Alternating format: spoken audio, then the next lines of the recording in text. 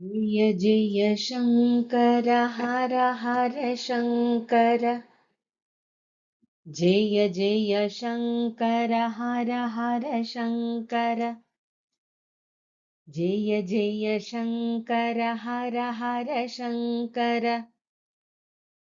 जय जय शङ्कर हर हर शङ्कर जय जय शङ्कर हर हर शङ्कर जय जय शङ्कर हर हर शङ्कर जय जय शङ्कर हर हर शङ्कर जय जय शङ्कर हर हर शङ्कर जय जय शङ्कर हर हर शङ्कर जय जय शङ्कर हर हर शङ्कर தெய்வத்தின் குரல் வால்யூம் 5 உடைய சாராம்சம் பார்த்துட்டு இருக்கோம். சங்கர சரித்தம். போன வாரம் பரசுராமர் உருவாக்கின மலையாள தேசத்துல காலடி அப்படிங்கிற கிராமத்துல ஆச்சாரியாளுடைய அவதாரம் ஏற்பட்டது என்பதை பெரியவா சொல்லிட்டு இருந்தார். ஆச்சாரியாளுடைய அப்பா அம்மா சிவகுரு ஆர்யாம்பா அவ 2 பேரும் திருச்சூருக்கு போய் பஜனம் இருந்து சுவாமி அவளுடைய கனவுலயே வந்து சர்வஜ்ஞனா ஒரு புத்திரன் பிறப்பான், நானே அவதாரம் பண்றேன் அப்படின்னு வரம் கொடுத்தார். அதற்கேற்ப அவதாரமும் நிகழ்ந்தது.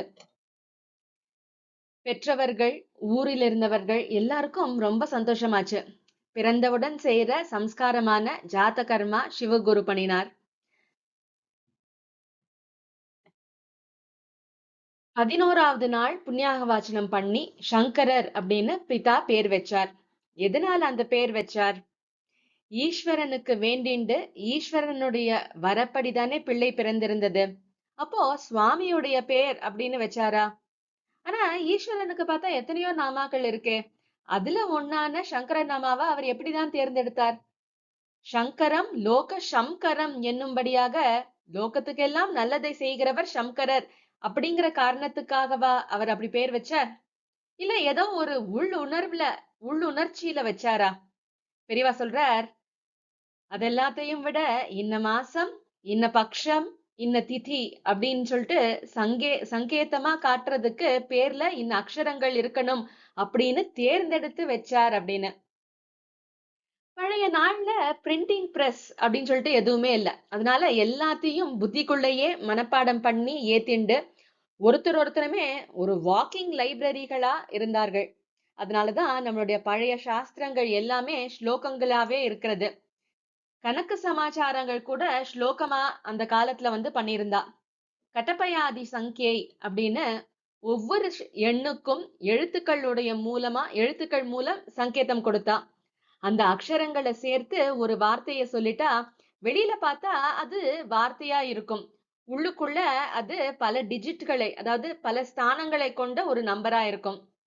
காதி நவ அப்படின்னு கால இருந்து ஆரம்பிச்சு 9 எழுத்துக்கள்.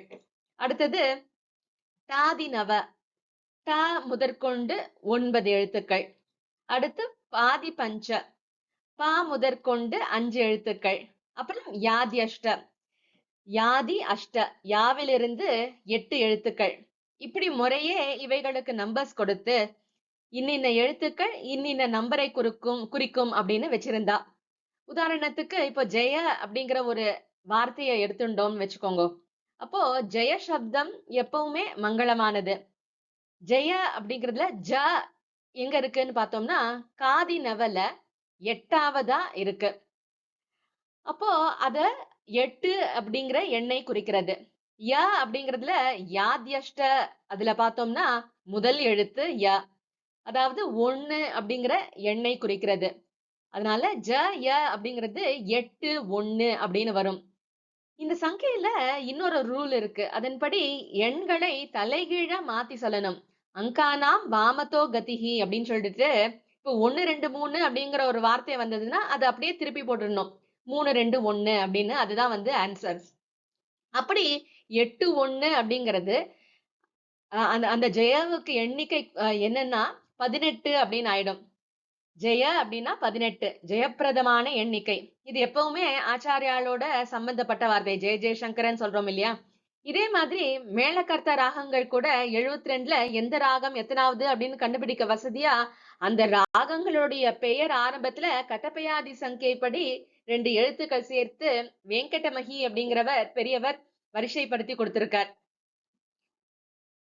ஆச்சாரியாருடைய சித்தி தினத்தை எடுத்துட்டா முதல்ல பெரியவா சித்தி தினத்துல இருந்து ஆரம்பிக்கிறார். கட்டப்பயாதி பிரகாரம் அதுல சொல்லியிருக்கு.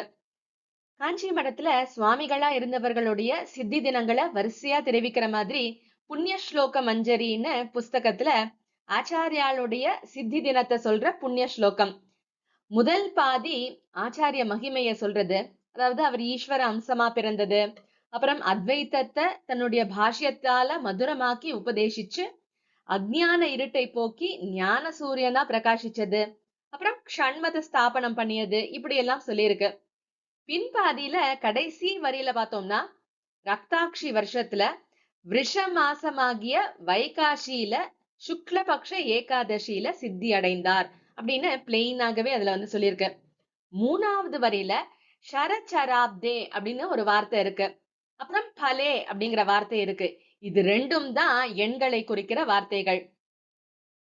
எந்த ரக்தாட்சி அப்படிங்கறத இந்த கலியுகத்துல இத்தனாவது வருஷமாகிய இந்த ரக்தாட்சி அப்படின்னு சொல்ற விதத்துல ஷ ர ச ர அப்படிங்கிற வார்த்தை தான் கலியில எத்தனாம் வருஷம் அப்படிங்கிற எண்ணிக்கையை சொல்றது. இப்போ ஷன்னு எடுத்துட்டோம்னா யாத்யஷ்டவுல அது 5வது, ர எடுத்துட்டோம்னா யாத்யஷ்டல 2, ச எடுத்துட்டோம்னா காதினவல 6, கடைசியில ராவும் 2 தான். இப்படி எல்லாம் சேர்த்து பார்த்தா ஷரச்சர அப்படிங்கிறது 5 2 6 2 அப்படிங்கிற எண்ணை வந்து குறிக்கிறது. அதையே நம்ம தலைகீழ் ஆக்கணும் இல்லையா? அப்போ 2625 அப்படின்னு வருது. கலி பிறந்து 2625 வருஷமா வந்த ரக்தாட்சியில வைகாசி சுத்த ஏகாதசியில ஆச்சாரியார் தன்னுடைய அவதாரத்தை முடித்துக் கொண்டார். கிமு 477 அப்படின்னு வருது. கலி பிறந்தது 3102ல. அதுல வந்து நம்ம மைனஸ் பண்ணிட்டோம்னா அப்போ அந்த நமக்கு என்ன இதுவோ அது வந்துடும். அதே மாதிரி அப்போ அவருக்கு என்ன வயசு அப்படிங்கறத பலே அப்படின்னு சொல்லியிருக்கு. ப ல, ப வந்து பாதி பஞ்சல 2, அப்புறம் ல அப்படிங்கிறது யாத்யஷ்டல 3வது நம்பரா இருக்கு. சரி, ரெண்டுத்தையும் சேர்த்தா 2 3ன்னு வருது. இதையே மாற்றி போட்டால் 32, அதாவது 32 வயசில் அவர் வந்து சித்தி அடைஞ்சார். இதுல பலே ஸ்வஸ்மின் ஸ்வாயுஷி, அதாவது தன்னுடைய ஆயுளில் அந்த எண்ணிக்கை கொண்ட வயசில், அதாவது 32 வயசில் விலில்யே அப்படின்னு சொல்லியிருக்கு, அதாவது லயமடைந்தார். இப்போ பலம்னா நம்ம ஜென்மம் எடுத்ததுக்கான பலம், ஜென்ம சாபல்யம் அப்படின்னு சொல்றோம் இல்லையா? அது என்ன? தன்னைத்தானே அறிஞ்சிக்கிறது தான் பலம். தான் நிறைந்தவன் ஆனந்த ஸ்வரூபி அப்படின்னு ஒருத்தன் அறிஞ்சிக்கிறான்னா அதுதான் அவனுடைய ஜென்ம சாபல்யம். பலம் அப்படின்னு தனியா எதுவுமே இல்ல, தானேதான் பலம். தன்னிலேயே பலன், தான் தானா இருக்கிறதுலயே ஒரு நிறைவு. அப்படி தம்முடைய ஆத்மாவாவே உள்ள முடிவான பலனில் லயித்து விட்டார்.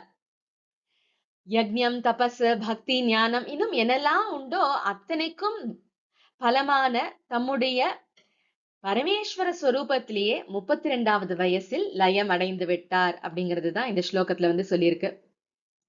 இப்போ சித்தி தினத்துல இருந்து அவதார தினத்துக்கு திரும்பலாம். கிமு 477ல சித்தி அப்படின்னு வருது. அப்போ 32 வயசு அப்படின்னா அவருடைய அவதாரம் கிமு 477 பிளஸ் 32, அதாவது கிமு 509. ஆச்சாரியால் அவதாரம் கிமு 477 ஒரு ரக்தாட்சியா இருக்கு, கிமு 509 ஒரு நந்தன வருஷமா இருக்கு. ஆச்சாரியாளுக்கு அவருடைய அப்பா சிவகுரு சங்கேதமா அவர் பிறந்த மாசம் பக்ஷம் திதிகளை எல்லாம் வச்சு நாமகரணம் பண்ணணும் அப்படின்னு நினைச்சாருன்னு சொன்னோம் இல்லையா? இன்னும் ஊர் பெரியவர்கள் எல்லாரும் வந்து அப்படி நினைச்சா. அவர் பிறந்தது வைகாசி, அதாவது 2வது மாசம், அது சுக்லபக்ஷம். 2 பட்சங்கள்ல சுக்லபக்ஷம் 1, கிருஷ்ணபக்ஷம்ங்கிறது 2வது நம்பரை குறிக்கிறது. இவர் ஆச்சாரியால் ஜனனம் சுக்லபக்ஷம் இல்லையா, அதனால 1. அன்றைக்கு திதி பார்த்தா பஞ்சமி, பஞ்சமிங்கிறது 5, அதனால 2 1 5, அதையே தலைகீழ் ஆக்கினோம்னா 5 1 2. இப்போ கட்டப்பயாதி முறையில குறிப்பிடுற அக்ஷரங்களை சேர்த்து அவருக்கு பெயரா வச்சிடணும்னு நினைச்சா இல்லையா? இப்போ 5க்கான எண்ணுகள் என்னென்ன எழுத்துக்கள் அப்படின்னு எடுத்துக்கலாம். 1க்கான எழுத்துக்கள், 2க்கான எழுத்துக்கள் இப்படி எல்லாத்தையும் வரிசைப்படுத்திட்டோம்னா, 5வது எண்ணுக்கான அக்ஷரமா ஷ அப்படிங்கிறத எடுத்துண்டா, அதுக்கப்புறம் 1வது எண்ணுக்கு க, அப்புறம் 2வது எண்ணுக்கு ர. இப்போ ஷ, க, ர அப்படின்னு இந்த சங்கையில எப்பவுமே மெய்யெழுத்துக்கு பார்த்தா வேல்யூ கிடையாது. அதனால நடுவுல அதை சேர்த்துக்கலாம். மெய்யெழுத்தான இங்க அப்படிங்கிறத சேர்த்துண்டு அர்த்தமுள்ள பேரா சங்கர அப்படின்னு தேர்ந்தெடுத்தார்கள். பரமேஸ்வரன் இப்படி ஒரு சமயத்துல போய் பிறந்தாதான் தான் லோக சங்கரனா விளங்க போறதுக்கு பொருத்தமா பேர் வைப்பா அப்படின்னு திட்டம் போட்டு அவதார தினத்தை அமைச்சுட்டு இருக்கான் அப்படிங்கிறார் பெரியவா. சங்கர ஜெயந்தி எல்லா ஜெயந்திகள்லயும் விசேஷம் தான் அப்படின்னு ப்ரூவ் பண்ற மாதிரி ஜெயந்தியே சங்கரவா இருக்கு. சங்கர ஜெயந்தி, ஜெயந்தியே சங்கர அப்படிங்கிறார். பரமசிவ அவதாரம் அப்படிங்கிறதுனால சிவநாமாவான சங்கர அப்படிங்கிற சங்கர அப்படிங்கிற நாமம் அவதார நாளும் பார்த்தா சங்கர அப்படின்னே அமைஞ்சிருக்கு. இப்பதான் பார்த்தோம். அப்புறம் ஷம் அப்படிங்கிற வசந்த சாந்தத்தை உண்டாக்குறதுனால சங்கர, பிரேமையினால விளையிற சாந்தம்.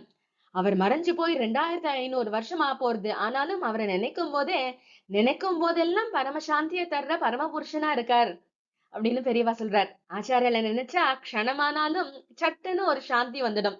ஆனா நம்ம நினைக்கணுமே, அதுக்காக தான் உற்சவம் பண்ணுங்கோ, எல்லாத்தையும் விட பெரிய உற்சவமா பண்ணுங்கோ அப்படின்னு பெரியவா சொல்லிட்டே இருக்கிறது. அப்பா அம்மா வச்ச பேரே சன்னியாசி ஆன பிற்பாடும் நீடிச்சிருக்கு. லோகத்துக்கெல்லாம் நித்திய மங்களமான ஷம்ம செய்யற லோக சங்கரரா இருக்கணும் அப்படின்னு இந்த அவதாரம் ஏற்பட்டிருக்கு. அதனால நாமகரண சம்ஸ்காரத்துல அப்பா வச்ச பேரை சங்கர நாமத்தை நம்ம மாத்த வேண்டாம் அப்படின்னு தீட்சை கொடுக்கும் போது குரு நினைச்சிருப்பார் போல இருக்கு.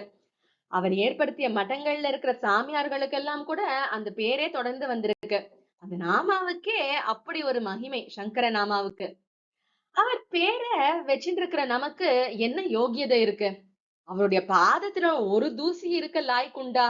எதுக்காக அவன் இப்படி எங்கேயும் இல்லாத வழக்கா தன்னுடைய கீழ் பரம்பரைக்கு முழுசும் தம்பெரிய வச்சுட்டார் அப்படின்னு பெரியவாளுக்கு தோணிண்டே இருந்தது. அவர் செஞ்சது யானை அளவுனா நம்மால ஒரு கொசு அளவுக்கு கூட ஒண்ணுமே பண்ண முடியலையே. பின்ன ஏன் அவர் அவருடைய பேரை வச்சார் அப்படின்னு பெரியவாளுக்கு கில்ட்டியாவே இருந்திருக்கு. அப்புறம் யோசிச்சு பார்த்ததுல அவருடைய நாமாவுக்கே ஒரு மகிமை இருக்கு, ஒரு சக்தி இருக்கு. இப்போ இந்த யுகத்துக்கே பார்த்தோம்னா நாம தானே தலையான உபாயமா சாஸ்திரங்கள் எல்லாம் சொல்லியிருக்கு.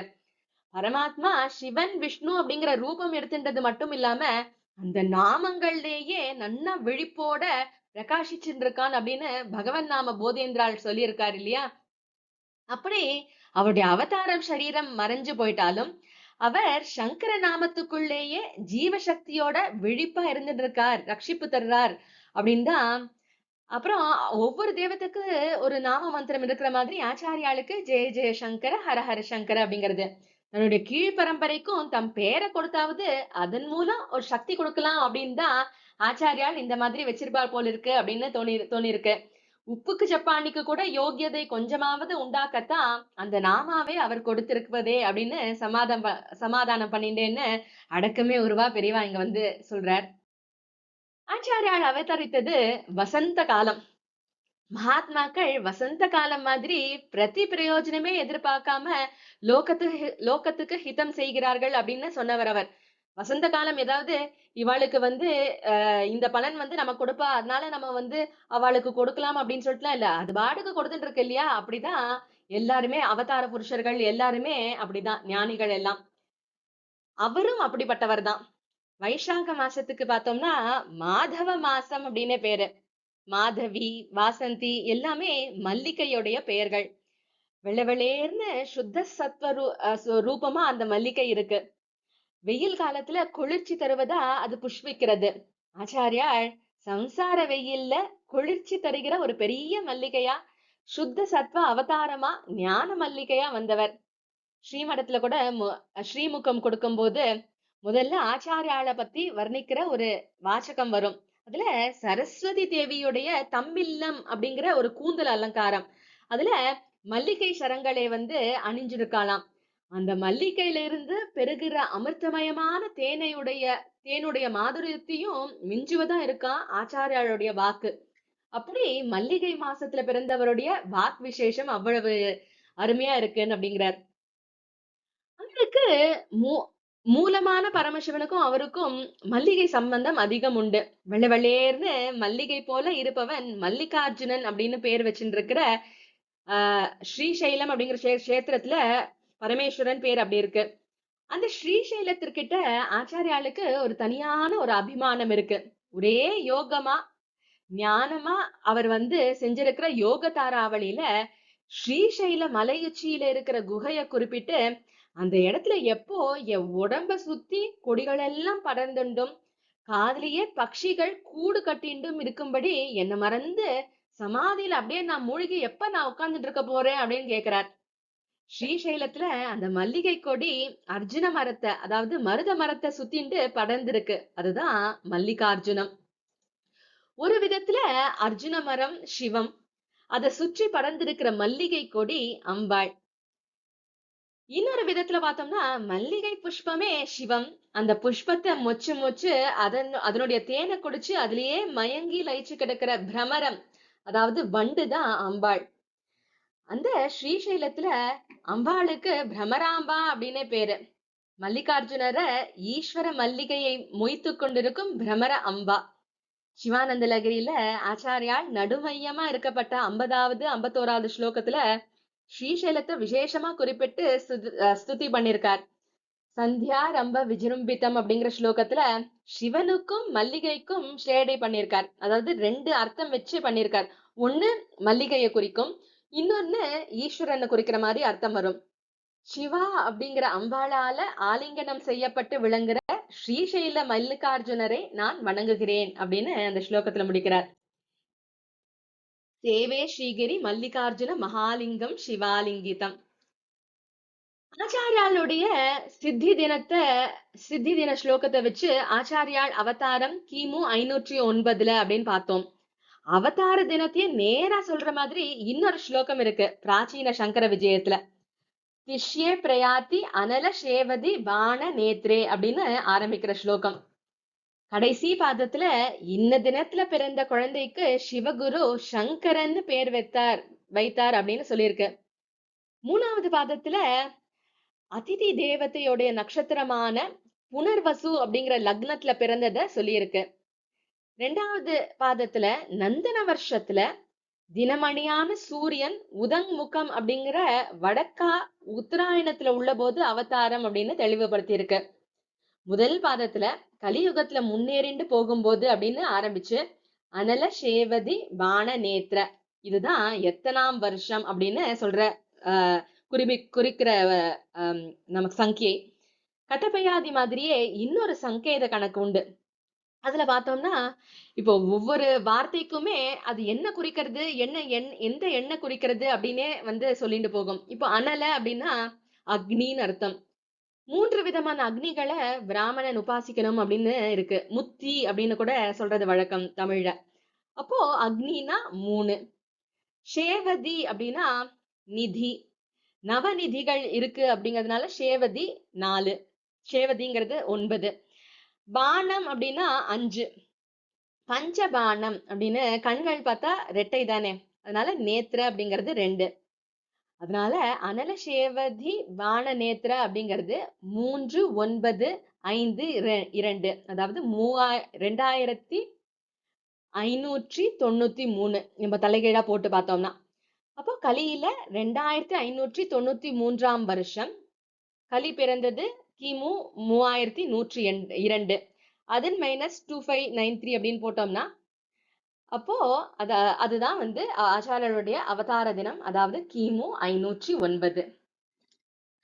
ஆனா ஆச்சாரியால் பத்திய காலத்தை பத்தி முடிவு அப்படின்னு இதுதான் அவருடைய காலம் அப்படின்னு சொல்லிட்டு இல்லாம பலவிதமான அபிப்பிராயங்கள் இருக்கு. அதனால எல்லாரும் போட்டு பிச்சுட்டு இருக்கா. அதுக்கு பெரியவா அவர்கள் எல்லாம் என்ன சொல்றா அப்படிங்கறத வச்சு பெரியவா சொல்றார். இப்போ நம்மளுடைய தேசத்திலேயே ஆச்சாரியாருடைய அவதார காலத்தை குறிக்கிறதா இன்னொரு ஸ்லோகம் வழங்கி வர்றது. நிதினாக இபவன்ஹி அப்தே அப்படின்னு ஆரம்பிக்கிற ஸ்லோகம். அதன்படி பார்த்தோம்னா கிபி 788 தான் ஆச்சாரியோட அவதாரம்னு வருது. இதுலதான் அந்த சங்கேத கணக்கை நம்ம வந்து அப்ளை பண்ணணும். நிதின்னு பார்த்தோம்னா 9ன்னு பார்த்தோம். அஷ்ட நாகங்கள், அதனால நாகங்கிறது 8. அடுத்து அஷ்ட திக்கஜங்கள் அப்படின்னு சொல்றோம் இல்லையா, அதனால இப அப்படிங்கிறது யானை, அதனால அதுவும் 8. வன்கிங்கிறது அக்னி, அதாவது 3ன்னு பார்த்தோம். ஆக 9, 8, 8, 3 அப்படிங்கிறது 3889 அப்படின்னு வருது. இப்போ கலியில இந்த வருஷம் அப்படின்னா அது மைனஸ் கலியோடைய கலி பிறந்தது 3102, அது ரெண்டும் மைனஸ் பண்ணும்போது ஆச்சாரியருடைய அவதாரம் அப்படின்னு வந்துடுது. 788 அப்படின்னு சொல்லிட்டு 787 வரும். அது 780 இங்கிலீஷ் மாசம் வருஷ பிரகாரம் பார்த்தோம்னா 787 to 788. இந்த ஸ்லோகத்தை எடுத்துட்டு தான் அப்புறம் ஓரியன்டலிஸ்டுகள், அப்புறம் அவர்கள் சொல்றதையே வேத வாக்கா எடுத்துக்கொள்ளும் நம்மவர்களும் அதுக்கு ஆதரவா வேற காரணங்கள் எல்லாம் காட்டி ஆச்சாரியால் கிபி 788 வந்து பிறந்து 32 வருஷம் ஜீவிச்சு கிபி 820 சித்தியானார் அப்படின்னே முடிவு செஞ்சிடுறான். இதத்தான் நாம படிக்கிற ஹிஸ்டரியிலயும் போட்டு அதை தான் நாம வந்து படிச்சுட்டு இருக்கோம் அப்படிங்கிறார். கிமு 509 முதல் 477 அப்படின்னு சொல்லிட்டு சாஸ்திரஜர்கள் பெரியவா இதெல்லாம் சொல்றதுக்கும் இவா சொல்றதுக்கும் பார்த்தா நடுவே சுமார் 1300 வருஷம் இடைவெளி இருக்கு. இத பேஸ் பண்ணி அவர்கள் பில்ட் பண்ண தியரிஸ் எல்லாத்தையும் ஒவ்வொன்னா சொல்லி இது எப்படி சரியில்லை அப்படிங்கறத பெரியவா பல ஆதாரங்களை காட்டி ஆச்சாரியாளுடைய அவதாரம் கிமு 509, அவர் சித்தி அடைஞ்சது 477 அப்படின்னு ஆணித்தரமா சொல்றார். அப்படி பண்ணும்போது பார்த்தா ஹிஸ்டரின்னு ஒண்ணு படிச்சுட்டு இருக்கோமே, நம்ம குழந்தையில இருந்து படிச்சுட்டு வரோமே, அதுல இருக்கிற நம்மளுடைய சரித்திர நிகழ்ச்சிகள் எல்லாமே பார்த்தோம்னா சுமார் 1500 வருஷத்துக்கு முன்னாடியே போயிடும் அப்படிங்கிறது புரியும் அப்படிங்கிறார். மேல்நாட்டவர்கள் நாம பழசையே ரொம்ப உயர்வா சொல்லி மனுஷ ஜீவ உற்பத்தியே ஏற்பட்டிருக்க முடியாத எத்தனையோ லட்சம் கோடி வருஷத்துக்கு முந்தையே மனு இருந்தார், மாந்தாத்தா இருந்தா, இப்படி எல்லாம் வந்து சொல்லிட்டு இருக்கோம். நமக்கு மூட நம்பிக்கை ரொம்ப ஜாஸ்தி, பழசுலயே தொங்குறது ரொம்ப ஜாஸ்தியா இருக்கு அப்படின்னு சொல்லிட்டு பரிகாசம் பண்றா. ஆக்சுவலா பார்த்தா அவளுடைய சிவிலைசேஷன் தோன்றினது பார்த்தா சில 1000 வருஷங்கள் முந்திதான். அது முன்னேறியது 2000 வருஷத்துக்கு முன் வந்த கிறிஸ்துவுக்கு அப்புறம்தான். இப்போ அவர்கள் எல்லாம் பார்த்தா நவநாகரிகத்தினுடைய உச்சியில இருக்கா. ஆனா ஆதியில நாகரிகம் அப்படின்னு என்னன்னே தெரியாத காலத்துல கூட இந்தியா மகத்தான கலாச்சாரத்தோட விளங்கி இருந்தது என்பதை அவர்களால ஜீரணிச்சுக்க முடியல. பெரியவா சொல்றார், அவர்களை மட்டம் தட்டுறதுக்காக சொல்லல, ஆனா நம்மளை தாக்கி கேலி பண்ணும்போது நாம அதற்கு பதில் சொல்ல வேண்டிய கட்டாயத்துல இருக்கோம் அப்படின்னு.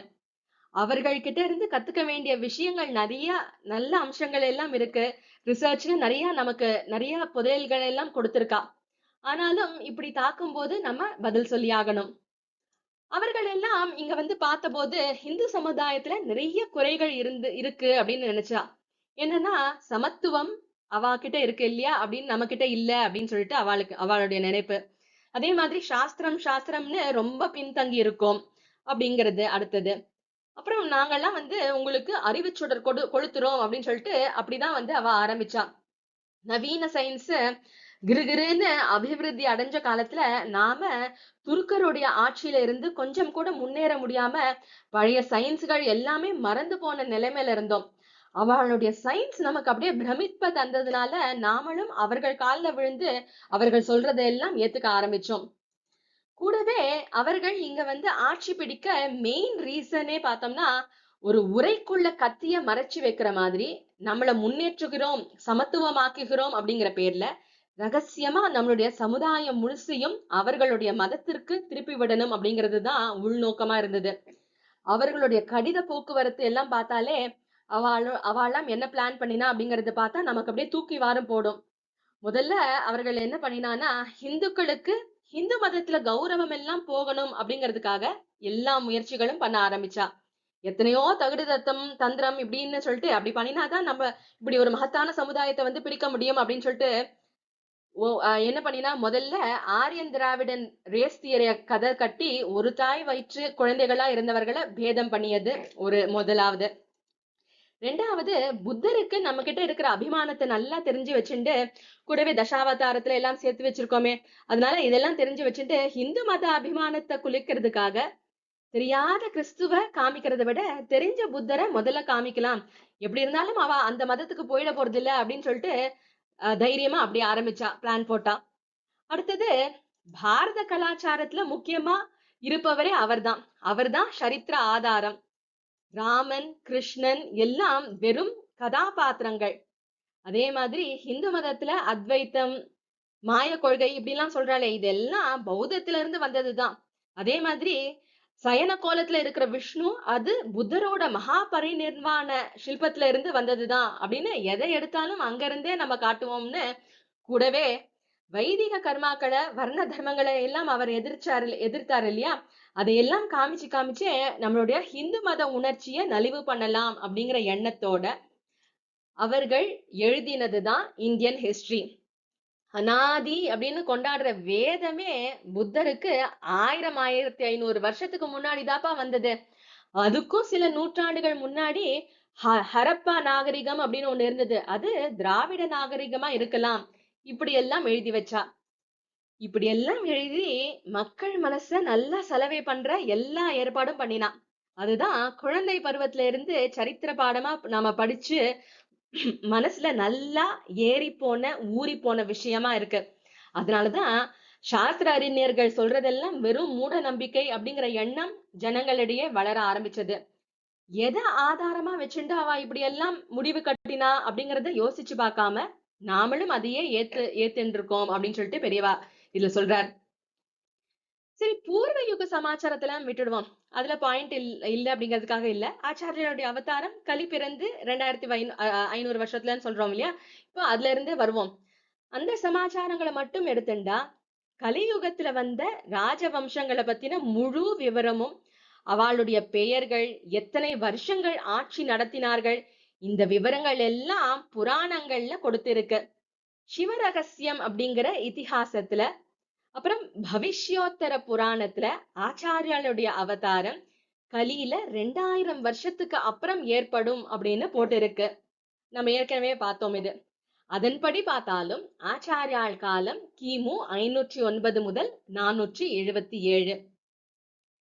நம்மளுடைய சரித்திரத்திலேயே புராணங்களை தவிர சுமார் 1000 வருஷம் முன்னாடி கல்ஹனர் அப்படிங்கிற கவி காஷ்மீர ராஜவம்சத்தை எல்லாம் சேகரிச்சு ராஜதரங்கிணி அப்படிங்கிற புஸ்தகத்தை எழுதியிருக்கார். இதுல இருக்கிற விஷயங்கள் எல்லாம் புராணங்களோட ஒத்து போறது. அதே மாதிரி நேபாள வம்சத்துல இருக்கிற ராஜவம்சாவளி, கிரானிக்கல் ஆஃப் நேபாள் அப்படின்னு, அது பண்டிட் பகவான் லால் இந்திராஜி அப்படிங்கிறவர் ஒரு புத்த பிக்ஷு கிட்ட இருந்து வாங்கி பிரகாசப்படுத்தி இருக்கார். மகாபாரத காலத்துல இருந்து ராஜாக்களுடைய பேரெல்லாம் கொடுத்திருக்கு இதுல. இதுவுமே பார்த்தா புராணங்களோடயே அந்த டேட்ஸ் எல்லாம் ஒத்து போறது அப்படிங்கிறார். அதே மாதிரி லங்கையில மகாவம்சம் அப்படிங்கிற புஸ்தகம் 1500 வருஷங்களுக்கு முற்பட்டது. பௌத்த மதத்தினுடைய வரலாறு, அதற்கு ராஜாக்களுடைய ஆதரவு எல்லாம் சொல்ற ராஜவம்சங்களை பத்தியும் அதுல சொல்லியிருக்கு. இந்தியாவுக்குமே லங்காவுக்குமே பார்த்தோம்னா நிறைய சண்டைகள், சிநேகிதம் இப்படி நிறைய சம்பந்தம் இருந்ததுனால நம்ம தேசத்தவர்களுடைய கால விவரங்களும் அதுல வந்து போட்டிருக்கு. இப்படி ஒவ்வொரு கோடியில இருந்து விவரங்களை எல்லாம் சேகரிச்சு இவைகள்ல எது ஒத்து போறது அப்படின்னு பார்த்து ஒப்புக்கொள்வோம் அப்படின்னு இருந்தா தேவையில்ல அப்படிங்கிறார் பெரியவா. வேணும்னே வேலைக்காரர்கள் நம்மளுடைய சரித்திர காலங்களை ரொம்ப பின்னுக்கு இழுத்து விட்டு நம்மளுடைய புராதன பெருமையை எல்லாம் இல்லாம பண்ணிருக்கா அப்படிங்கிறது ஒரு பக்கம் இருக்கட்டும். அவர்கள் எல்லாருமே பக்ஷபாதிகளா அப்படின்னு சொல்ல முடியாது. வேற ஏதோ ஒரு அடிப்படை ஆதாரத்தை நம்பிதான் அவர்கள் இந்த அஸ்திவாரத்திலே மேலேயே ஒரு கால கணக்க நிர்மாணம் நிர்ணயிச்சிருக்கா அப்படின்னு தோன்றும்படியாவும் ஒரு விஷயம் இருக்கு. அது என்ன அப்படின்னா, அலெக்சாண்டருக்கு அடுத்து ஆட்சிக்கு வந்தவன் பாட்டலிபுத்திரத்தை ஆட்சி பண்ணின அப்போ இருந்த மகதராஜா கிட்ட தோத்து போனான். அந்த அந்த சேனாதிபதியா இருந்தவன் அதுக்கப்புறம் அரசனானவன். 2 பேரும் அப்புறம் சமாதான உடன்படிக்கை பண்ணி கொண்டா. அவன் தன்னுடைய அம்பாசிடரா, அதாவது அரசாங்க தூதரா மெகஸ்தனீஸ் என்பவனை அனுப்பி வச்சான். அவன் தான் பார்த்ததையும் கேட்டதையும் எழுதி வச்சான். அதுதான் வெள்ளைக்காரர்களுக்கு நம் தேச சரித்திரம் பத்தி கிடைச்ச ஆத்தென்டிக் டாக்குமெண்ட். மெகஸ்தனீஸுடைய காலம் கிமு 4ஆம் நூற்றாண்டு அப்படின்னு அவர்களுக்கு நிச்சயமா தெரிஞ்சிருக்கு. அதனால மெகஸ்தினிஸ் குறிப்பிடுற பாட்டலிபுத்திர ராஜாவும் அந்த காலம்தான் அப்படின்னு தீர்மானம் பண்ணியிருக்கா. சரி, அந்த ராஜா யார்? அதுதான் மைய கேள்வி. மெகஸ்தினிஸ் சொல்ற அந்த சாண்ட்ரோகாட்டஸ் யார்? அவன் கிமு 4ஆம் நூற்றாண்டின் முற்பாதியில் இருந்த மௌரிய வம்சத்தை சேர்ந்த சந்திரகுப்தன் அப்படின்னே தீர்மானம் பண்ணி வெள்ளைக்காரர்கள் நம்மளுடைய பழைய சரித்திர காலங்களை நிர்ணயம் பண்ணிருக்கா அப்படின்னு பெரியவா சொல்றார். அவன் ஒருவேளை குப்த வம்சத்து சந்திரகுப்தனா ஏன் இருக்க கூடாது அப்படின்னு பெரியவா கேள்வி எழுப்புறார். குப்த வம்சத்திலே பார்த்தோம்னா 2 சந்திரகுப்தர்கள் இருக்கா. நம்மளுடைய புராணங்கள், ராஜதரங்கிணி, ராஜவம்சாவளி எல்லாத்துலயும் பார்த்தா சந்திரகுப்த மௌரியனுடைய காலம் கிமு 1500 அப்படின்னு தான் சொல்லியிருக்கு. இவா 300 பிசி அப்படின்னு கொண்டு வந்துடுறா. ஆக்சுவலி இதுல 1500 பிசி அப்படின்னு தான் சொல்லியிருக்கு. குப்தர்கள்ல முதல் சந்திரகுப்தனுக்கு பிள்ளையாவும் 2வது சந்திரகுப்தனுக்கு தகப்பனாராவும் நடுவுல ஒரு குப்தன் இருந்திருக்கான். அது யாருன்னா சமுத்திரகுப்தன். அவன் தான் சாண்ட்ரோகாட்டஸா இருக்கணும் அப்படிங்கிறது என்னுடைய அனுமானம் அப்படின்னு சொல்லிட்டு பெரியவா சொல்றார். இப்போ அலெக்சாண்டர் காலத்து கிரீஸ் தேசக்காரர்கள் எல்லாம் அப்போ ஜாண்ட்ரீம்ஸ் அப்படிங்கிறவன் பாட்டலிபுத்திரத்துல ராஜாவா இருந்ததா சொல்லியிருக்கான். ஜாண்ட்ரா, அதாவது எக்ஸ். ஜாண்ட்ரா அப்படிங்கிறது சந்திர அப்படின்னு ஆராய்ச்சியாளர்கள் கன்ஃபார்ம் பண்றா. ஆனா மெகஸ்தினிஸ் இங்க ஜாண்ட்ரான்னு சொல்றாம சாண்ட்ரா அப்படின்னு சொல்றார். இப்போ மெகஸ்தினிஸ் நம்மளுடைய புஸ்தகங்களை எல்லாம் எதுவும் பார்க்கல. ஜனங்கள் என்ன பேசிட்டு இருக்கா அவளுடைய பேச்சுவார்த்தைகளை கேட்டு எழுதியவர். அப்போ சமுத்திர அப்படிங்கிறது நம் ஜனங்களுடைய பேச்சுல இருந்து சமுத்திர, சந்திர அப்படின்னு ஆகி மெகஸ்தினிஸ் அத சாண்ட்ர அப்படின்னு அது விழுந்து அப்படியே அவர் சாண்ட்ரோகாட்டஸ் அப்படின்னு எழுதியிருப்பாரோ அப்படின்னு நினைக்கிற மாதிரி இருக்குங்கிறார் பெரியவா. மொத்தத்துல இப்படி 1000 வருஷம் போல எல்லாம் முன்னால போனா அப்போ ஆச்சாரியால் அவதாரம் கிபி 8ஆம் நூற்றாண்டு அப்படிங்கிறது மட்டும் எப்படி சரியா இருக்கும்? அதுவும் 1000 வருஷம் முன்ன போயிடும் இல்லையா? அப்போ இவர்கள் எல்லாம் என்ன பண்றா, புத்தர் காலமும் ஆஹ் கிமு 5ஆம் 6வது நூற்றாண்டுக்கு, அதாவது நாம ஆச்சாரியல் காலம் கிமு அந்த 5ஆம் 6ஆம் நூற்றாண்டுன்னு சொல்றோம் இல்லையா, அது புத்தர் காலம் அப்படின்னு இவன் கொண்டு போயிடுறான். இப்போ அதுவும் பார்த்தா முன்னாடி போயிடும் அப்படின்னு பெரியவா சொல்றார். பௌத்த மதம் இப்போ நெடுங்காலம் பரவினதுக்கு அப்புறம் தான் குமாரில பட்டர் பிறந்து அதை நிறைய கண்டனம் பண்ணி அதுக்கும் அப்புறம்தான் ஆச்சாரியால் பாக்கியும் கண்டிச்சது அப்படின்னு சாஸ்திரஜர்கள் எல்லாருமே ஏராளமா ஆதாரங்களை கொண்டு ஒப்புக்கிறார். அந்த குமாரிலர் காளிதாசனை மேற்கோள் காட்டுறார். தர்மத்தை நிச்சயிக்கிறதுல எது எது பிரமாணம் அப்படின்னு தன்னுடைய தந்திர வார்த்திகத்துல அலசி பார்த்திருக்கார். இப்போ மனுஸ்மிருதியிலேயே பார்த்தோம்னா இந்த விஷயம் பத்தி சொல்லியிருக்கு. அதாவது நமக்கு ஒரு விஷயம் இருக்கு, அது இதுக்கு எது பிரமாணம் அப்படின்னு சொல்லிட்டு நாம பார்க்கணும்னா, அதை நிச்சயப்படுத்தணும்னா முதல்ல நாம பார்க்க வேண்டியது வேதம். வேதத்துல இந்த விஷயம் சொல்லியிருக்கா. இப்போ வேதத்துல நாம தேடுற தர்ம விஷயம் அகப்படல அப்படின்னா அப்போ அதுக்கு நெக்ஸ்ட் அத்தாரிட்டி என்னன்னு பார்த்தோம்னா தர்ம சாஸ்திரம். இப்போ ரெண்டுலயும் முடிவு தெரியல அப்படின்னா சதாச்சார சம்பன்னர்கள் அப்படின்னு சொல்ற பெரியவர்களுடைய நடவடிக்கையை பார்க்கணும். அவர்கள் என்ன சொல்கிறார்கள், என்ன செய்தா அப்படிங்கிறத பார்த்து அதுவே பிரமாணம்னு எடுத்துக்கொள்ளணும். அவளும் சொல்லலையா, அப்போ உன் மனசாட்சி உன் மனச நடுநிலையா நிஷ்பக்ஷபாதமா வச்சுண்டு அதுக்கு என்ன தோன்றுகிறது அப்படின்னு பாரு, அதுவே பிரமாணம் அப்படின்னு அதை கடைசி பட்சமா எடுத்துக்கணும். மனசாட்சியினுடைய பிரமாணியத்தை குமாரில பட்டர் விசாரிக்கும் போதுதான் காளிதாசனை அங்க சாதகமா கோட் செஞ்சிருக்கார். சாக்குந்தலத்துல நாடகத்துல க்ஷத்திரியனான துஷ்யந்தனுக்கு ரிஷி குமாரியா வளர்ற சகுந்தலைய பார்த்த உடனே பிரேமை ஏற்படுறது. அடடா, இது பிராமண பொண்ண இந்த மாதிரி நமக்கு பெண் மேல பிரேமை ஏற்பட்டதே, இது தப்பு தானே அப்படின்னு நினைக்கிறான். அப்போ சத்துக்களுடைய அந்தகரணம் ஏதோ ஒரு விஷயத்துல பிரவேசம் பண்ணிட்டா அது தர்ம விரோதமா இருக்க முடியாது. நம்மளுடைய மனசுல இப்படி ஒரு தோணி இருக்குன்னா அப்போ அது கட்டாயம் தர்மப்படிதான் இருக்கணும்னு தீர்மானம் பண்றான். வாஸ்தவத்துல பார்த்தோம்னாலே ராஜரிஷியா விஸ்வாமித்திரர் இருந்த போது அவருக்கும் மேனகைக்கும் பிறந்தவள் தானே. அதனால இதுல சாஸ்திர விரோதம் இல்ல. இப்படியா அப்படியா அப்படின்னு சந்தேகமா இருக்கிற விஷயங்கள்ல சத்துக்களுடைய அந்தகரணம் எப்படி போறதோ அதுவே பிரமாணம் அப்படின்னு துஷ்யந்தன் வந்து தீர்மானம் பண்றான். சதாம் ஹி சந்தேகப்பதேஷு வஸ்துஷு பிரமாணம் அந்தఃகரண பிரவருத்தயா அப்படின்னு சொல்லிட்டு சாகுந்தலத்துல சொல்லியிருக்கு துஷ்யந்தன் மூலமா. இப்படி மனசாட்சியும் கடைசி பட்சத்துல ஒரு பிரமாணமாகிறது அப்படிங்கறத குமாரில பட்டர் காளிதாசனுடைய இந்த வாக்கியத்தை பிரமாணமா காட்டுறார். அதனால அவர் காளிதாசனுக்கு அப்புறம் வந்தவர் அப்படிங்கிறது நிச்சயமாறுது. அதனால ஆச்சாரியாலும் அப்படித்தான் இருக்கணும். ஏன்னா குமாரில பட்டருடைய கடைசி காலத்துல ஆச்சாரியால் அவரை சந்திச்சிருக்கார். மீமாம்சையில பாட்ட மதம் அப்படின்ற குமாரில பட்டருடைய கொள்கைகளை ஆச்சாரியால் நன்னாவே தெரிஞ்சு வச்சுட்டு பாஷ்யங்களை எல்லாம் கண்டிச்சிருக்கார். காளிதாசனுடைய காலம் எது அப்படின்னு கணிக்க முடியாமல் தான் இருக்கு அப்படிங்கிறார் பெரியவா. அவனுடைய காலத்தை கிமு 1ஆம் நூற்றாண்டை சேர்ந்த விக்ரமாதித்தனுடைய காலம் அப்படின்னு சொல்றா. இன்னொரு விக்ரமாதித்தன் கிபி 4ஆம் நூற்றாண்டவை சேர்ந்தவன். அந்த காலமா இருக்கலாம் அப்படின்னு சொல்லிட்டும் வேற சில இதுவும் சொல்றா. அல்லது இன்னும் பின்னாடி இருந்தார் அப்படின்னு சொல்றதுக்கு கூட ஆதாரங்கள் எல்லாம் இருக்கு. விக்ரமாதித்தனுடைய காலத்தையே நம்மளால சரியா நிச்சயப்படுத்தி சொல்ல முடியாம தான் இருக்கு. அந்த சபையில இருக்கிற நவரத்னங்கள் எல்லாருமே பார்த்தா வேற வேற காலத்தை சேர்ந்தவர்கள் அப்படின்னு வேற வேற சோர்ஸ்ல இருந்து தெரியறது. இந்த தேசத்திலேயே இன்னொரு நம்பிக்கையும் இருக்கு. அது பிரகாரம் பார்த்தா காளிதாசன் போஜராஜனுடைய சபைகள்ல இருந்தவன் அப்படின்னு. ஆனாலும் அதுல இருக்கிற நவரத்னங்களும் பார்த்தோம்னா வேற வேற காலத்தை சேர்ந்தவர்கள் அப்படின்னு தெரியுது. இப்படி பலவேறு அபிப்பிராயங்கள் இருக்கும்போது நிச்சயமா தெரியாத ஒன்ன வச்சு இன்னொன்னு எப்படி நிச்சயப்படுத்துவது அப்படின்னு சொல்லிட்டு பெரியவா கேட்கிறார்.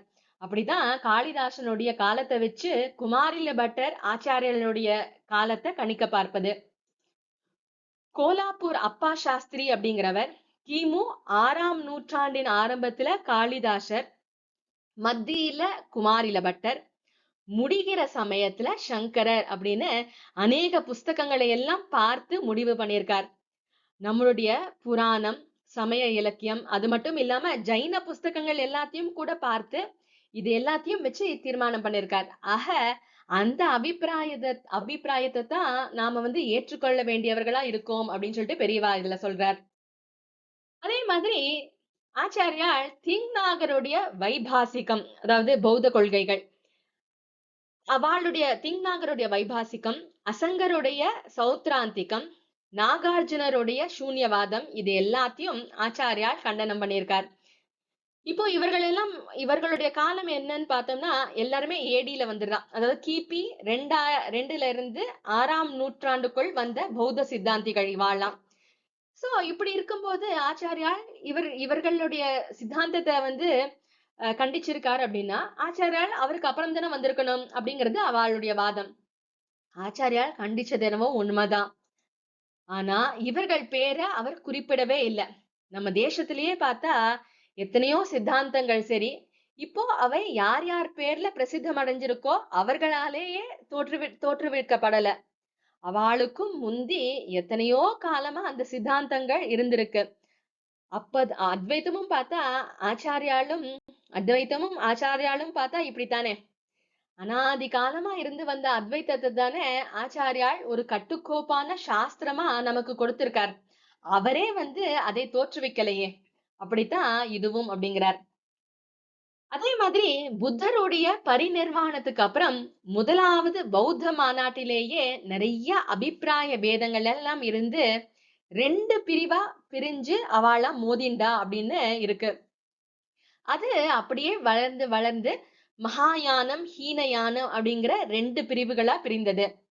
பத்மபாதர், அதாவது ஆச்சாரியாருடைய சிஷ்யரான பத்மபாதர் மகாயானத்தை குறிப்பிட்டிருக்கார். பெரியவா சொல்றார், எப்படி வந்து இந்த சௌத்ராந்திகம் அதெல்லாமும் ஏற்கனவே அந்த சித்தாந்தங்கள்லாம் முன்னாடியே இருந்திருக்க மாதிரி மகாயானமும் ஏன் முன்னாடியே இருந்திருக்க கூடாது. அதனால பத்மபாதர் அந்த பெயரை சொன்னதுல குரானலாஜிக்கல் எரர் ஒண்ணுமே கிடையாது அப்படிங்கிறார்.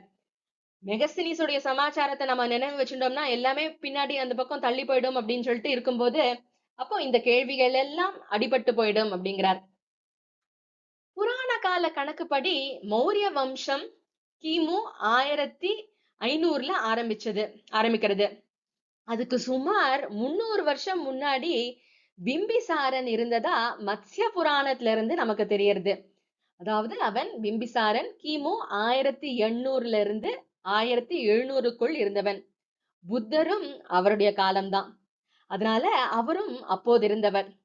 இப்போ நம்மளுடைய தேசத்தை சேர்ந்த மற்ற சோர்ஸ்கள்ல இருந்தும் இத கோடா வெங்கடாச்சலம் அப்படிங்கிறவர் அப்படி அந்த அவர் போன்றவர்கள் எல்லாம் இதை வந்து கன்ஃபார்ம் பண்ணிருக்கா. அதனால புத்தருக்கு ரொம்ப காலம் கழிச்சுதான் ஆச்சாரியாளுடைய அவதாரம் கிமு 509 ஏற்பட்டது அப்படின்னு சொல்லிட்டு இது ஒரு பிரமாணமாகும். அதே மாதிரி ஆச்சாரியா தன்னுடைய பாஷ்யங்கள்ல வேறு சில குறிப்புகள் எல்லாம் கொடுத்திருக்கார். அதை வச்சும் அவர் கிமு 6ஆம் நூற்றாண்டை சேர்ந்தவர் இல்ல அப்படின்னு சொல்றான். முதல் விஷயம் எதுன்னு பார்த்தோம்னா திரவிட சிசு, அதாவது தமிழ் குழந்தை அப்படின்னு சொல்லிட்டு அந்த தமிழ் குழந்தை நீ வந்து பரமகிருப்பையோட உன்னுடைய க்ஷீரத்தை திரவிட சிசுவுக்கு கொடுத்து அது அப்புறம் கவிஞர்களுக்கெல்லாம் கவியானது அப்படின்னு சௌந்தரிய லகரியில சொல்றார். அம்பாளை பத்தி வர்ணிக்கும் போது ஒரு திரவிட சிசுவுக்கு நீ வந்து உன்னுடைய க்ஷீரத்தை கொடுத்தியேமா அப்படின்னு சொல்லிட்டு சொல்றார். அது 7ஆம் நூற்றாண்டை சேர்ந்த ஞான சம்பந்தர் அப்படின்னு தீர்மானம் பண்றா. ஆனா பெரியவா சொல்றார் அந்த திரவிட சிசு ஆச்சாரியாலேதான் அப்படிங்கிறார். காலடிக்கு பக்கத்துல காத்தியாயனி அப்படிங்கிற பேர்ல அம்பாளுக்கு கோவில் இருக்கு. ஆச்சாரியால் அப்போ அவருடைய அப்பா தினமும் போய் பூஜை பண்ணி பால் நைவேத்தியம் பண்ணி குழந்தைக்கு கொண்டு வந்து கொடுப்பார். அவர் என்ன நினைச்சிட்டு இருந்தார், குழந்தைங்கிறதுனால அப்பா வந்து அம்பாள் வந்து கொஞ்சம் சாப்பிட்டுட்டு மீதி இருக்கிற சேஷத்தை கொண்டு வந்து கொடுக்கிறார் அப்படின்னு சொல்லிட்டு நினைச்சிட்டு இருந்தா. ஒரு சமயம் அப்பா வெளியூர் போனதுனால ஆச்சாரியால் அங்க போய் பூஜை பண்ணி அம்மா சாப்பிடு அப்படின்னு சொல்லிட்டு நிவேதனம் பண்ணினாராம். ஆனா அம்பாள் வந்து லீலா நிமித்தமா பால் முடிச்சியுமே அப்படியே சூக்ஷ்மமா எடுத்துட்டாளாம். அச்சச்சோ சேஷ பிரசாதம் வைக்கலையேன்னு இவர் வந்து வருத்தப்பட்ட உடனே அம்பாள் உடனே தன்னுடைய க்ஷீரத்தையே அனுகிரகிச்சாள் அப்படின்னு சொல்லிட்டு ஐதீகம் இப்பவும் அங்க இருந்துட்டு இருக்கு. சில பெரியவர்கள் சௌந்தரிய லஹரி பாஷ்யத்துல இப்படித்தான் வியாக்கியானம் பண்ணியிருக்கா அப்படிங்கிறார். ஆச்சாரியால் செஞ்சுள்ள நிறைய ஸ்தோத்திரங்கள்ல சிவபுஜங்கம் அப்படின்னு ஒரு ஸ்தோத்திரம். அதுல ஒரு ஸ்லோகத்துல உன்னை எப்படி நான் பிரீத்தி பண்றதுன்னே தெரியலப்பா, எனக்கும் பிரத்தியாருக்கு துரோகம் செய்யறதுக்கே முடியல. ஆனா நீ என்ன பண்ற, கட்டின பொண்டாட்டிக்கு துரோகம் பண்ற, பெற்ற பிள்ளைக்கும் துரோகம் பண்ண வைக்கிற, பெற்றெடுத்த தகப்பனாருக்கும் துரோகம் செய்யறவாளுக்குதான் நீ வந்து பிரசன்னமாகி அனுகிரகம் பண்ணிருக்க அப்படின்னு சொல்லிட்டு நிந்தாஸ்துதியா அதுல வந்து சொல்லியிருக்க. இதுல 3 நாயன்மார்களை பத்தி குறிப்பிட்டு இருக்கு. அதாவது ஆஹ் கட்டின பொண்டாட்டிக்கு துரோகம் செஞ்சவர் காந்தா துரோகி யாருன்னா இயற்பகை நாயனார். பித்ருதோகி அதாவது அப்பாவுக்கு துரோகம் பண்ணினது யாருன்னா சண்டிகேஸ்வரர். இவர்களுடைய காலம் இப்ப நமக்கு வந்து விஷயம் இல்ல. சுத துரோகி அதாவது பெற்ற பிள்ளைக்கு துரோகம் செஞ்சவர், அவருடைய விஷயம்தான் இப்போ நம்ம காலம் சம்மதமா வந்து ஒரு அவளுக்கெல்லாம் ஒரு ஆராய்ச்சியில இது கிடைச்சிருக்கு விஷயம். அதுல மாமாத்திர பிராமணரான பரஞ்சோதி அவர் வந்து சிவனடியாராக ஆகி சிறு தொண்டர் அப்படிங்கிற நாயனார் ஆனது. அவரை சோதிக்கிறதுக்காக ஈஸ்வரனே வடதேசத்து பைரவ உபாசகர் ரூபத்துல வந்து பிள்ளைக்கரிய வந்து படைக்க சொன்னார். வேற யார் பிள்ளையோ வந்து பிடிச்சு வர போவானே அப்படின்னு சொல்லிட்டு சிறு தொண்டர் நினைச்சு அப்புறம் கொஞ்சம் கூட தயங்காம தன்னுடைய பிள்ளையே பாகம் பண்ணி போட்டாராம். அப்படி பைரவர் நாம வந்து அன்னத்தை போட்ட உடனே நான் வந்து தனியா சாப்பிடறது இல்ல, அதனால கூட உட்கார்ந்து சாப்பிடறதுக்கு உன்னுடைய புத்திரனை கூப்பிடும் அப்படின்னு சொல்லிட்டு சொன்னார். உடனே இவருக்கு என்ன பண்றதுன்னு தெரியல. சுவாமிய நினைச்சுண்டார் சிறு தொண்டர். ஸ்ரீராளா, பையன் பேர் ஸ்ரீராளா, ஸ்ரீராளா வா அப்படின்னு சொல்லி கூப்பிட்டார் சுவாமிய நினைச்சு பிரார்த்தனை பண்ணி. உடனே நிஜமாவே அந்த பிள்ளை ஓடி வந்தான். எல்லாம் சுவாமி ஆடிய நாடகம்தான். புத்திர வாத்சல்யத்துக்கு மேல சிவனடியாருடைய சேவையை உயிரா மதிச்ச பெருந்தொண்டர் இந்த சிறு தொண்டர் அப்படின்னு சொல்லிட்டு காட்டுறதுக்காகவே சுவாமி ஆடின நாடகம் அப்படின்னு தெரிஞ்சது. இவர் கிபி 7ஆம் நூற்றாண்டுல இருந்தவர். அதனால ஆச்சாரியால் கிமு 6ஆம் நூற்றாண்டு இல்ல அப்படின்னு அவள் வந்து ஓரியன்டலிஸ்ட் எல்லாம் வந்து சொல்றா. இதுக்கு பெரியவா சொல்ற ஆன்சர் என்னன்னா, ஆச்சாரியால் பக்தி ஸ்தோத்திரமே பண்ணியிருக்க முடியாது அப்படின்னு சொல்லிட்டு சொல்றது கொஞ்சம் கூட சரியில்லைதான். ஆனாலும் ஆச்சாரியால் பேர்ல இப்போ வழங்கி வர்ற எல்லா ஸ்தோத்திரங்களுமே அவர் பண்ணியதா தான் இருக்குமா அப்படின்னு சொல்லிட்டு கொஞ்சம் யோசிக்கும்படி இருக்கு அப்படிங்கிறார். இப்போ சௌந்தர்ய லகரி, சிவானந்த லகரி, பஜகோவிந்தம், சுப்பிரமணிய பஜகம் இப்படி கனகதாரா ஸ்தோத்திரம் இதெல்லாம் அவர்தான் பண்ணியிருப்பார். ஆனாலும் ஒரு சில ஸ்தோத்திரங்களை பார்க்கும்போது வேற விதமா நினைக்கும்படி அகச்சான்று அதாவது கிடைக்கிறது. உதாரணமா தேவி அபராத க்ஷமாபன ஸ்தோத்திரம்னு ஒண்ணு. அதுல ஆச்சாரியால் இயற்றியதா அதுல வந்து ஒண்ணு இருக்கு. அதுல வந்து ஸ்பஷ்டமா என்ன சொல்றாருன்னா, 85 வயசுக்கு மேலே ஆகிவிட்ட எனக்கு நீ கிருபை பண்ணாவிட்டா நான் யார்கிட்ட போய் அடைக்கலம் புகுவேன் அப்படின்னு சொல்லிட்டு அம்மா அப்படின்னு சொல்லிட்டு கேக்குற மாதிரி அதுல ஒரு வரி வருது. இது வந்து எப்படி ஆச்சாரியால் சொல்லியிருப்பார்? 32 வயசு இருந்த ஆச்சாரியால் இப்படி சொல்லியிருக்க முடியுமா அப்படின்னு கேக்குறார். இப்போ ஆச்சாரியா ஸ்தாபித்த மடங்கள் எல்லாம் சங்கராச்சாரியர் சங்கராச்சாரியர் அப்படின்னு எத்தனையோ சுவாமிகள் எல்லாம் வந்தாச்சு. இவர்கள்லயும் ஸ்தோத்திரங்கள் செய்தவர்கள் இருந்திருக்கலாம். அப்படிப்பட்ட ஸ்தோத்திரங்கள் ஆதிசங்கரர் செஞ்சதாகவே நாளாவட்டத்துல நம்பிக்கை ஏற்பட்டிருக்க கூடியது சகஜம்தான். சுதத்ரோகிய சொல்ற சிவபுஜங்க ஸ்தோத்திரமும் அப்படி ஒண்ணா இருக்கலாம் அப்படிங்கிறார் பெரியவா. அதனால இந்த ஒரு ரெஃபரன்ஸ மட்டும் எடுத்துட்டு கால நிர்ணயம் செய்வது சரியாகாது அப்படின்னு பெரியவா இந்த விஷயத்தையும் தெளிவுபடுத்துறார். இப்போ ஆச்சாரியா பீடத்துல வந்தவர்கள் இயற்றி கொடுத்து எத்தனையோ காலமா ஆச்சாரியா செஞ்சதாகவே நினைச்சு பாராயணம் பண்ணப்பட்டு பலனும் தந்து வந்திருக்கு இல்லையா? இப்படிப்பட்ட உத்தமமான ஸ்தோத்திரங்களையும் அதே மாதிரி பிரகரணங்களையும் அவருடையது அப்படின்னு சொல்லிட்டு வச்சுக்கிறதும் நியாயம்தான். ஏன்னா அவருடைய இன்ஸ்பிரேஷன்லயே அவரே உள்ள புகுந்து பண்ணியவைதான் இவை. அதனால பொதுவா இப்படி உள்ள நம்பிக்கைய நாம குலைக்க வேண்டிய அவசியம் இல்ல.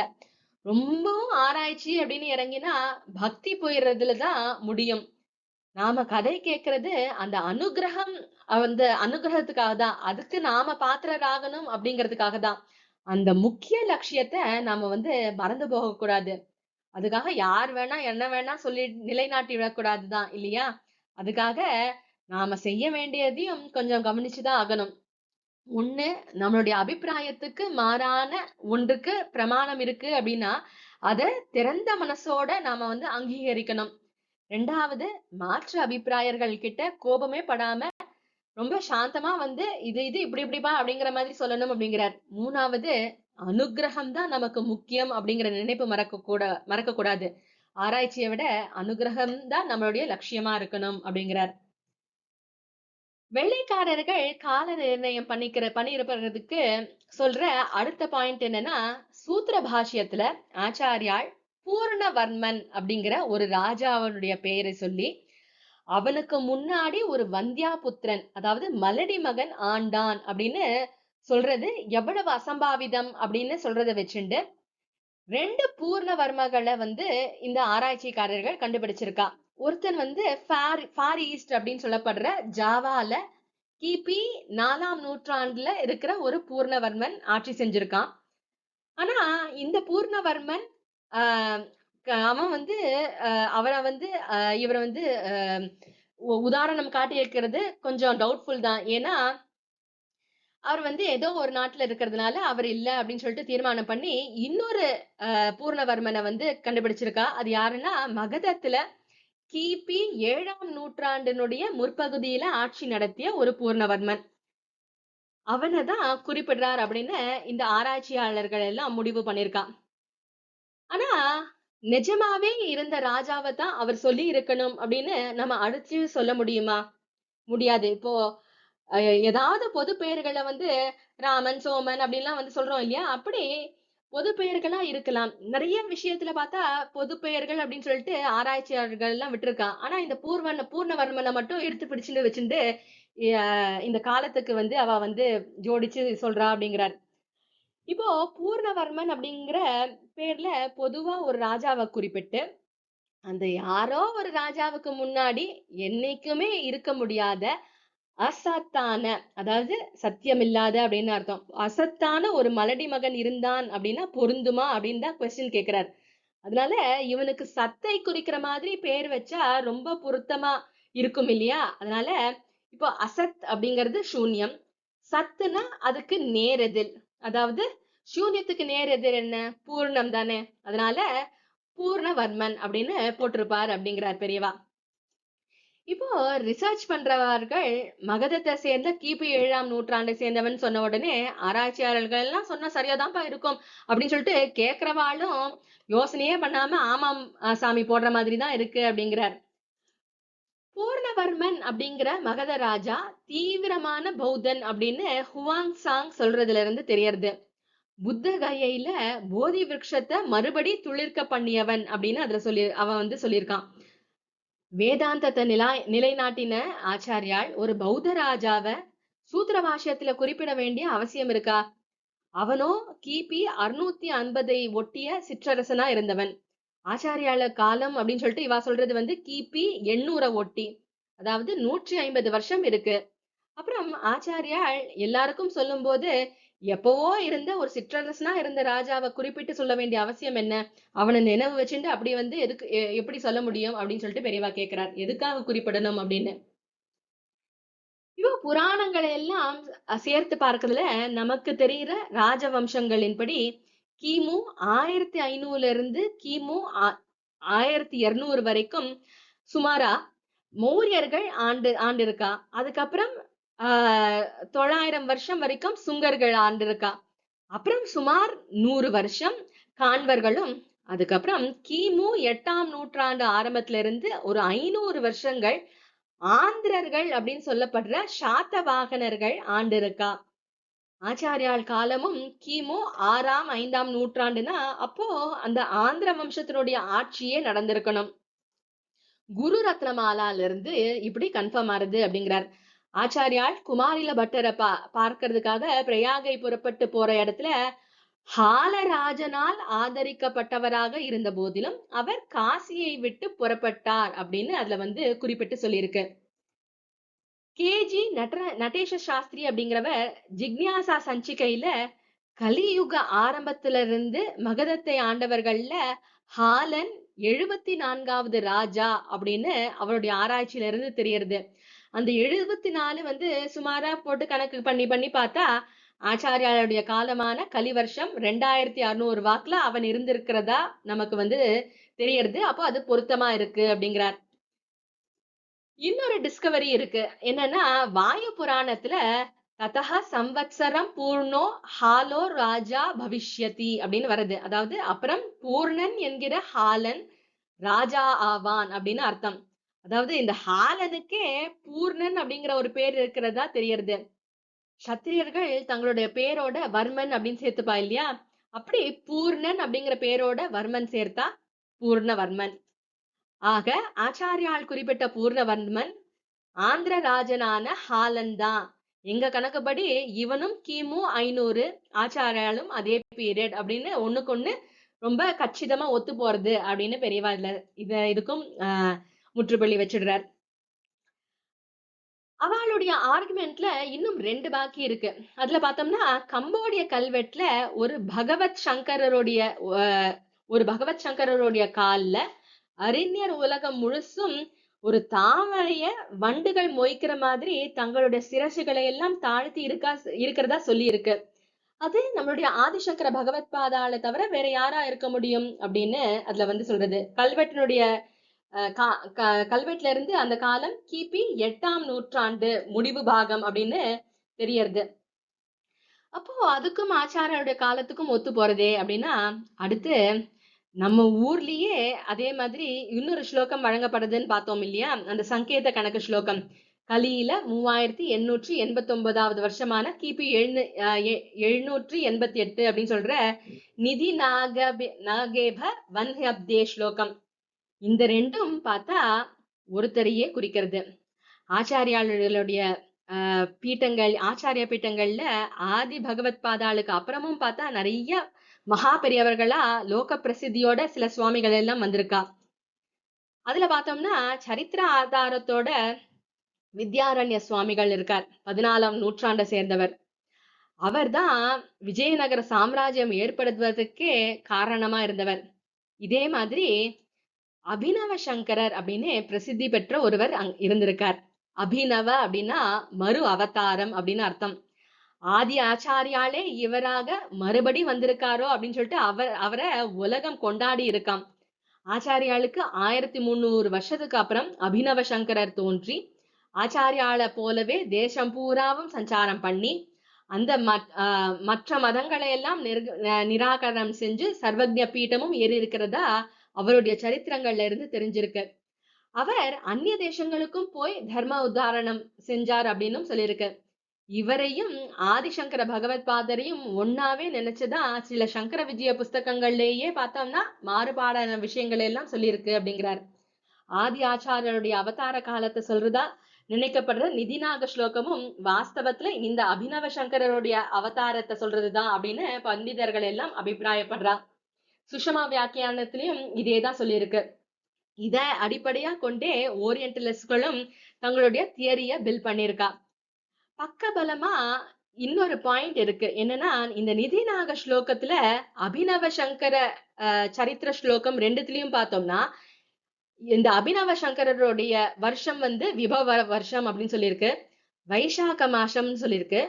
சுக்லபக்ஷ தசமி அப்படின்னு சொல்லியிருக்கு. இது ரொம்ப முக்கியமான வித்தியாசமா இருக்கு.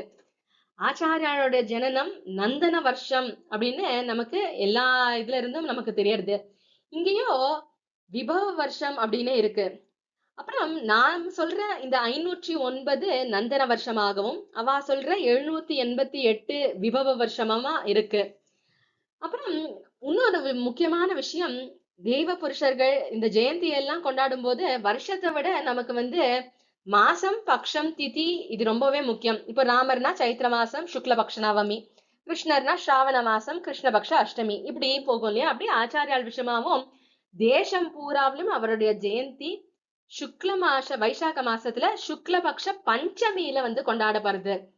இப்போ இந்த ரெண்டு ஸ்லோகத்திலயுமா பஞ்சமிய சொல்லாம தசமிய சொல்லியிருக்கு. இந்த காரணங்களாலும் இந்த 788 கிபி அப்படிங்கிறது ஓரியன்டலிஸ்ட் சொல்றது அபினவ சங்கரர் தான் அப்படின்னு அவளாம் அபிப்பிராயப்படுறா.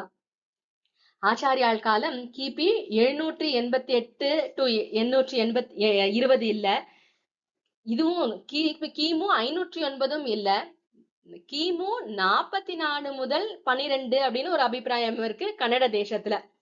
ஏன்னா இதுக்கு ஒரு டி.எஸ். நாராயண சாஸ்திரி அப்படிங்கிறவர் காரணம் காட்டுறா.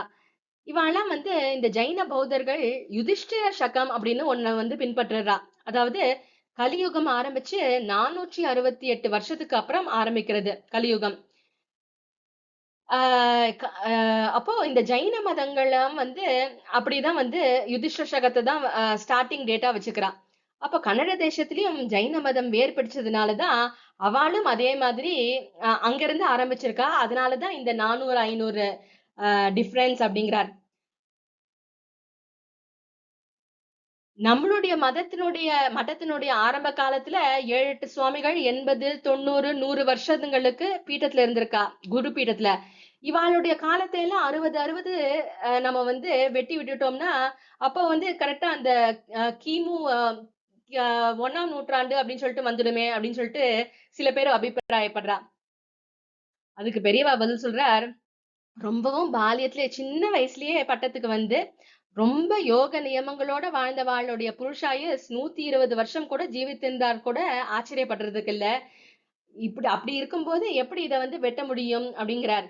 நானே போவேனா பாருன்னு 55 வருஷமா சுவாமிகளா உட்காந்துருக்கலையா அப்படின்னு 1963 ஆண்டு சொல்லியிருக்கா. அதுக்கப்புறம் அவர் 99 வயசு வரைக்கும் இருந்திருக்கா இல்லையா? ஆனபடியால பூர்வாச்சாரியார்களுடைய பீட்டாதிபத்திய காலத்தை நம்ம கத்திரிக்கோள் போட தேவையில்லை அப்படிங்கிறார். அதே மாதிரி ஆச்சாரியோட காலம் கிமு 500 ஒட்டியது அப்படிங்கிறதுக்கு முக்கியமான ஆதாரம் இந்த காஞ்சி மடம், துவாரகை மடம், புரி மடம், இப்படி எல்லாத்துலயுமே அந்த பீரியட் தான் சொல்லியிருக்கு. இதே மாதிரி அறிஞர் சொல்ற சர் சுப்பிரமணிய ஐயர் அப்படிங்கிறவர் தியோசாபிஸ்ட் அப்படிங்கிற பத்திரிகையில துவாரகா மட்டங்கள் அந்த ரெக்கார்டுகள் எல்லாம் முக்கியமா ஆதாரமா காட்டியே இவர் ஆச்சாரியால் 509 முதல் இதுன்னு அப்படின்னு சொல்லிட்டு அதுல சொல்லியிருக்கா. அப்புறம் விமர்சா பத்திரிகையிலையும் இதேதான் பப்ளிஷ் பண்ணியிருக்கா. இப்படி ஆச்சாரியால் காலம் 509 முதல் 477 கிமு அப்படிங்கிறதுக்கு பௌத்த ஜைனர்களுடைய நூல்கள்ல ஆதாரம் இருக்கு. நேபாள வம்சாவளியில அதுலயும் நமக்கு கிடைச்சிருக்கு. அப்புறம் ஆஹ் விருஷதேவ வர்மா அப்படிங்கிறவர் ராஜாவா இருந்தபோது ஆச்சாரியால் நேபாளத்துக்கு வந்ததா சொல்லி இருக்கு. அப்போ அதுல மகாவீரருடைய சரித்திரத்தை பத்தி ஜின விஜயம் அப்படிங்கிற புஸ்தகம் இருக்கு. அதுலயும் குமாரில பட்டர், சுதன்வா, ஆச்சாரியால் இவாளை பத்தி திட்டியே சொல்லியிருக்கு ஜெயின புஸ்தகம்ங்கிறதுனால. ஆனாலும் அவளுடைய அதுல குமாரில பட்டர் பிறந்த நாள யுதிஷ்ட சகாப்தப்படி 2077 கலி அப்படின்னு சொல்லியிருக்கு. அப்போ நம்ம அதை ஆட் பண்ணும்போது அது கரெக்டா 557 கிமுன்னு வந்துடுறது. சோ ஆக அப்போ ஆச்சாரியாளுக்கும் இவருக்கும் ஒரு 50 வருஷம் டிஃபரன்ஸ் இருக்கு இல்லையா? அப்போ இது ஆச்சாரியருடைய அவதாரம் 509 அப்படிங்கிறது ரொம்பவே ஒத்து போறது. இப்படி எல்லாத்துலயுமே பார்த்தோம்னா இப்படிதான் 509 முதல் 477 அப்படின்னு ஹிந்து, ஜைன, பௌத்த புஸ்தகங்கள்ல இருந்து பிரமாணங்கள் நிறைய இருக்கு. கர்ண பரம்பரையாவும் தலைமுறையாவும் இதே நம்பிக்கை தொடர்ந்து வந்திருக்கு. ஆனா அவர்கள் சொல்ற அந்த காலம் 788. இதுக்கு எந்த கால கணக்குக்கும் இத்தனை ஆதாரம் இருக்கிறதா தெரியல அப்படின்னு சொல்லிட்டு பெரியவா இந்த ஆச்சாரியனுடைய கால நிர்ணயத்தை விஸ்தாரமா சொல்லி முடிக்கிறார். அப்புறம் ஆச்சாரியால் குழந்தையா வளர்றார். குழந்தையா இருந்த போதே மகா மேதையா இருந்தார். 3வது வயசு வரைக்கும் அவர் தேச பாஷைகளை எல்லாம் கத்துண்டார். 5வது வயசு வரைக்கும் சமஸ்கிருத பாஷை அபியாசம் செஞ்சு தேர்ச்சி பெற்றார் அப்படின்னு சொல்லியிருக்கு. தேச பாஷைகள் அப்படிங்கறதுல முக்கியமா தமிழ் தான் இருந்திருக்கணும் அப்படிங்கிறார் பெரியவா. 3 வயசுல தானே ஞான சம்பந்தரும் தமிழ்மறை அப்படிங்கிற தேவாரம் பாடினது. அப்படி மனுஷர்களா பூர்வ ஜென்மத்துல அடைஞ்ச புத்தி வளர்ச்சியே அடுத்த ஜென்மத்துல ஒரு குழந்தைய ப்ராடிஜி அப்படின்னு சொல்லிட்டு பிரமிக்கும்படியா மேதையா காமிக்கிறதுனா, அப்ப சர்வஜரா ஈஸ்வரனுடைய அனுகிரகத்திலேயே தோன்றிய அவதார குழந்தைகளுக்கு ஏன் அதிசயமான மேதா விலாசம் இருக்க முடியாது அப்படின்னு சொல்லிட்டு இப்படி ஆரம்பிக்கிறார். ஜெய ஜெய சங்கர, ஹரஹர சங்கர. இன்னைக்கு நம்ம இதோட பூர்த்தி பண்ணிக்கலாம். அப்புறம் திரும்ப தொடர்ந்து மீதியும் பார்த்து முடிக்கலாம். ஜெய ஜெய சங்கர, ஹரஹர சங்கர. ஜெய ஜெய சங்கர, ஹர ஹர சங்கர. ஜெய ஜெய சங்கர, ஹர ஹர சங்கர. ஜெய ஜெய சங்கர, ஹர ஹர சங்கர. ஜெய ஜெய சங்கர, ஹர ஹர சங்கர. ஜெய ஜெய சங்கர, ஹர ஹர சங்கர.